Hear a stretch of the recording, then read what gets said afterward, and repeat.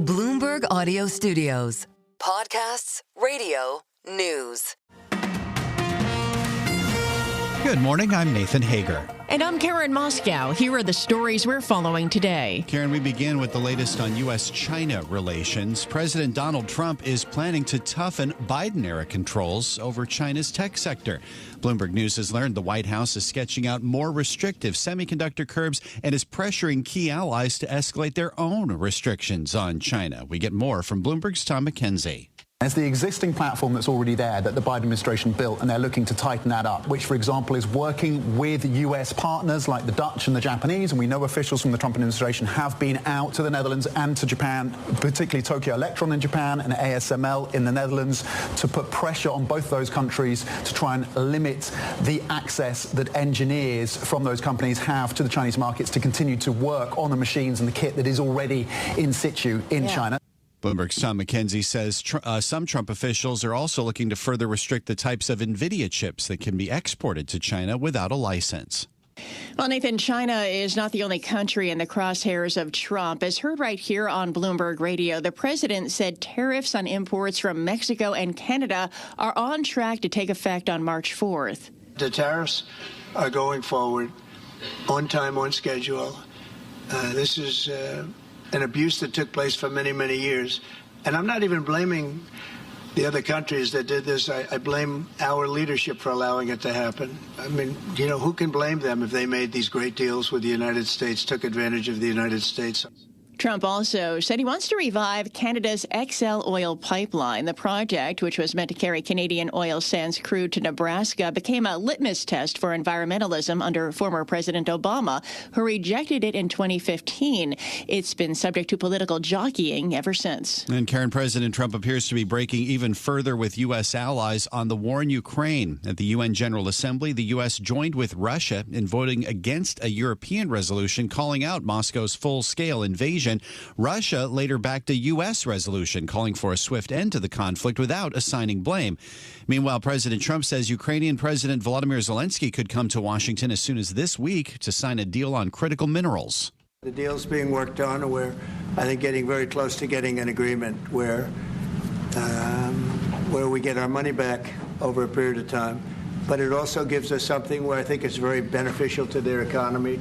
President Trump spoke alongside French President Emmanuel Macron at the White House. Macron says Europe would be willing to send peacekeepers into Ukraine after a peace is negotiated.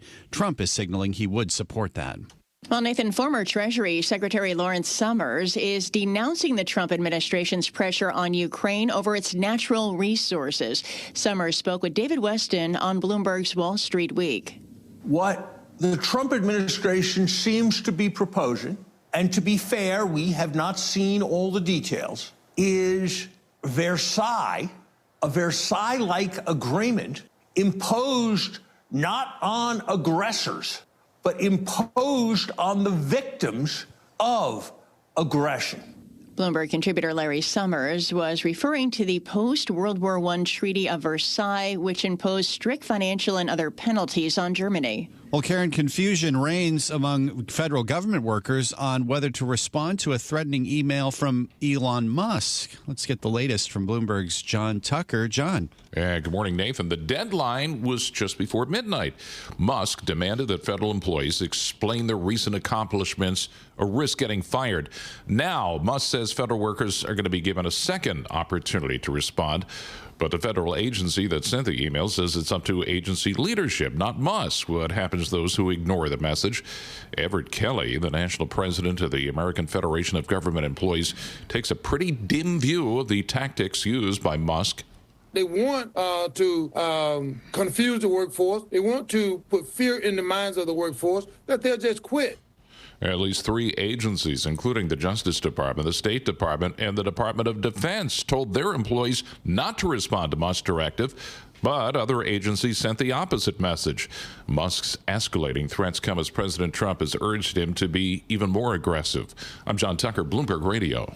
All right, John, thank you. Meanwhile, Bloomberg News has learned Musk's SpaceX is seeking to deploy Starlink satellite internet terminals to help upgrade the Federal Aviation Administration's national airspace system.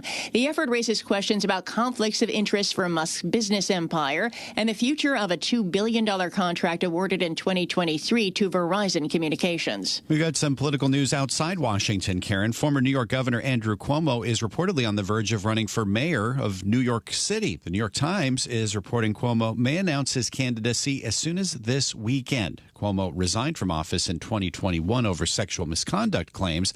Cuomo denied the allegations. Well, Nathan, turning to the markets, futures, they're lower this morning, following a mostly down day on Wall Street. And Bank of America says trading clients are remaining on the sidelines because of uncertainty about the Trump administration. Jim DeMare leads Bank of America's Global Markets Division and spoke with Bloomberg on the sidelines of the bank's Investor Summit in Dubai. Clients are doing a little bit less today than they were, let's say, when we were coming into the beginning of the year, and certainly where we were ending the fourth quarter of last year. One of the most common areas of interest and opportunity as people were thinking about potential for increase in tariffs was what markets would be impacted the most.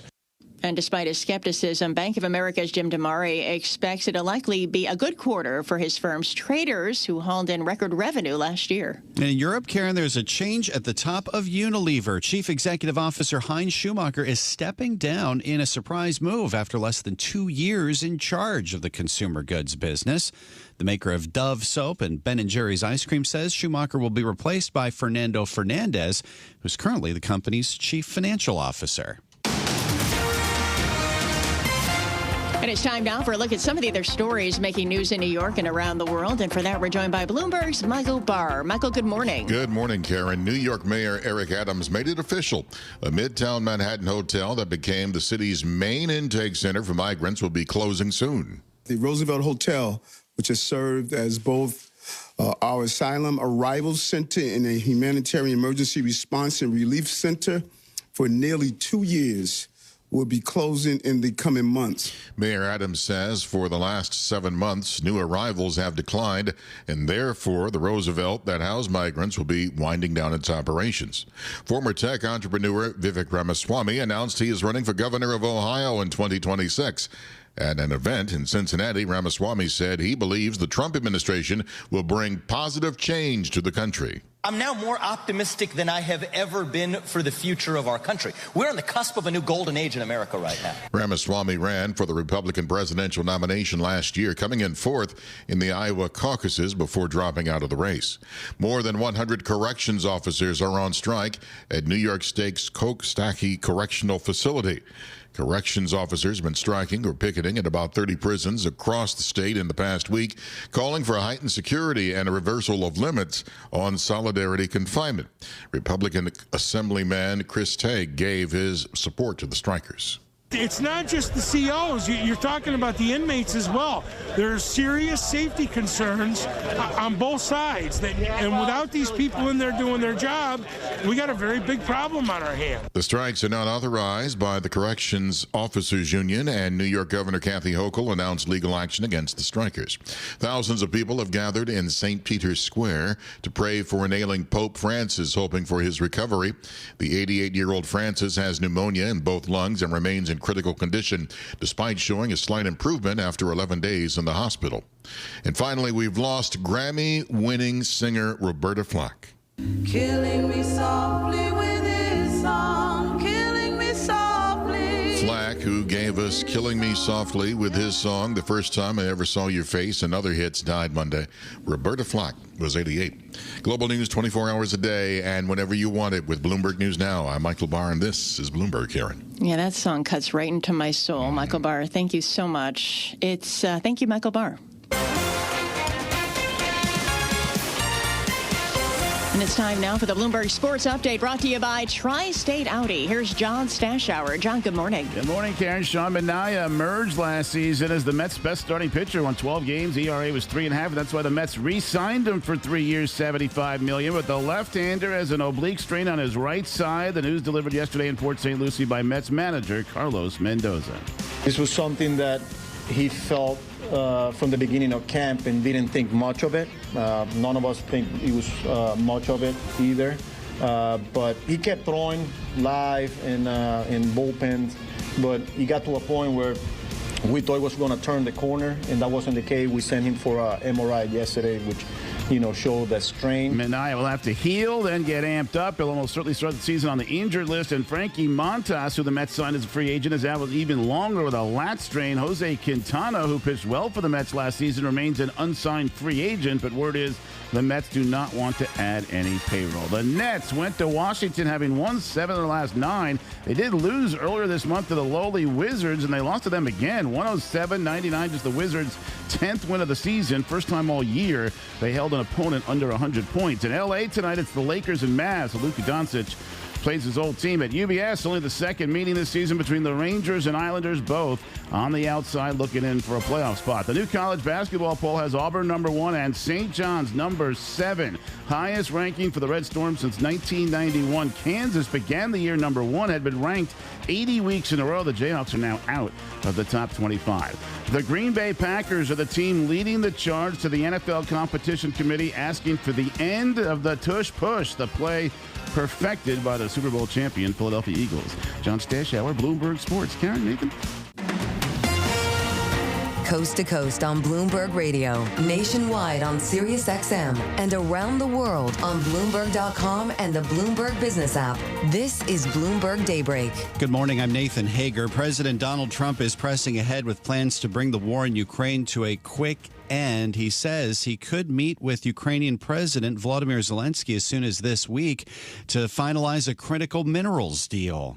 I will be meeting with President Zelensky. In fact, he may come in this week or next week to sign the agreement, and which would be nice. I'd love to meet him.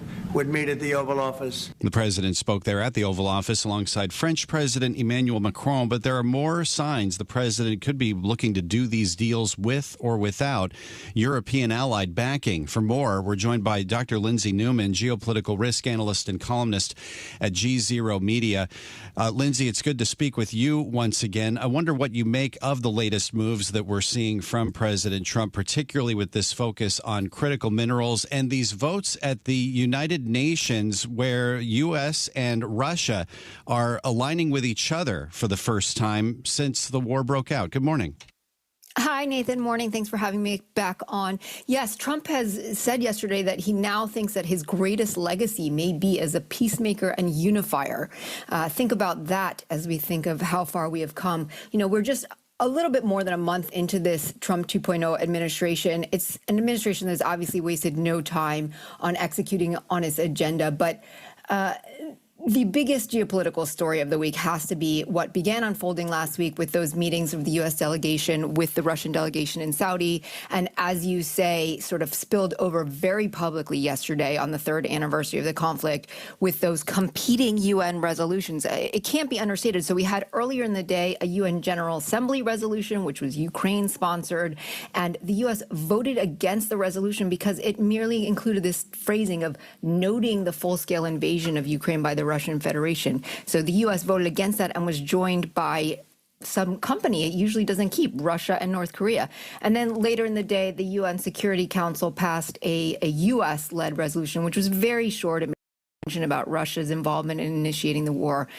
This was really the first UN Security Council resolution passed since the conflict because Russia has vetoed all prior attempts. And again, there the U.S. sided with Russia and China. So we're seeing this gulf open up between the U.S. and its European allies. It has riled Europe, these stunning developments. And unfortunately for French President Emmanuel Macron, he was in the sort of unenviable position yesterday of visiting the White House on the same day that France had abstained from supporting the U.S. UN Security Council resolution.